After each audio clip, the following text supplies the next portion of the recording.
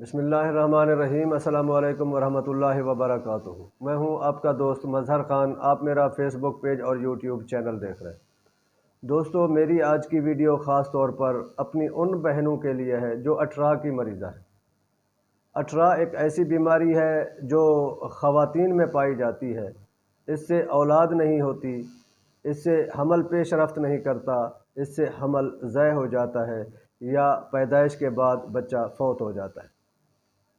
ایک حکیمی تشریح کے مطابق ایسی عورت جس کا بچہ دوران حمل سے لے کر پیدائش کے پہلے 8 سالوں میں فوت ہو جائے تو اسے اٹھرا کی مریضہ کہتے ہیں۔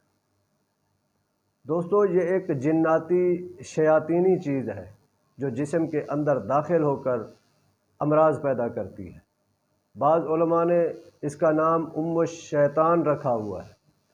جب یہ جننی پہلی دفعہ حضرت سلیمان علیہ السلام کے دور میں حاضر ہوئی تو آپ نے اسے گرفتار کرنے کا حکم دیا۔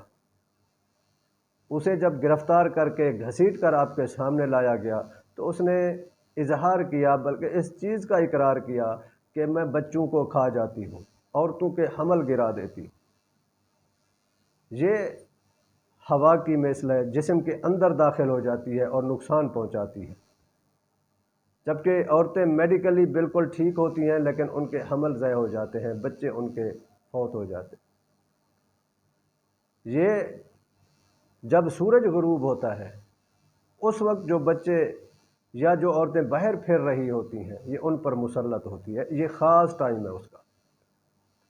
ایک حدیث مبارکہ کا مفہوم بھی ہے کہ اپنے بچوں کو مغرب کے وقت باہر نہ نکلنے دیا کریں، سورج غروب ہونے کے بعد ان کو گھروں میں رکھا کریں، کیونکہ اس وقت کچھ اور مخلوقات جو باہر پھر رہی ہوتی ہیں وہ آپ کے بچوں کو نقصان پہنچا سکتی ہیں۔ ان میں یہ جننی بھی ہے جو اس وقت بچوں پر، عورتوں پر مسلط ہو کر انہیں نقصان پہنچاتی ہے۔ اس کی نظر بد بھی لگتی ہے۔ اس سے بچنے کا طریقہ یہ ہے کہ سب سے پہلے تو آپ نماز کی پابندی کریں اور قرآن پاک کے ساتھ اپنا تعلق جوڑیں، روزانہ قرآن کریم کی تلاوت کیا کریں۔ اس کے علاوہ سورۃ مریم کو آپ تلاوت کریں، پانی پر دم کریں۔ سورۃ مریم پڑھ کر پانی پر دم کر کے اس کو پئیں اور اس کے چھینٹے اپنے اوپر لگائیں۔ اسی طرح آپ 21 دن سورۃ مریم کو پڑھ کر پانی کو دم کیا کریں، خود پی کر اپنے جسم پر اس کو چھینٹے بھی مارا کریں۔ اگر آپ اس طرح کریں گی 21 دن مسلسل تو انشاءاللہ آپ شفا یاب ہو جائیں گی، یہ جنی آپ سے نکل جائے گی، آپ اٹھرا کی مریضہ نہیں رہیں گی، آپ کو اللہ تعالیٰ نیک اور صالح اولاد عطا فرمائیں گے انشاءاللہ۔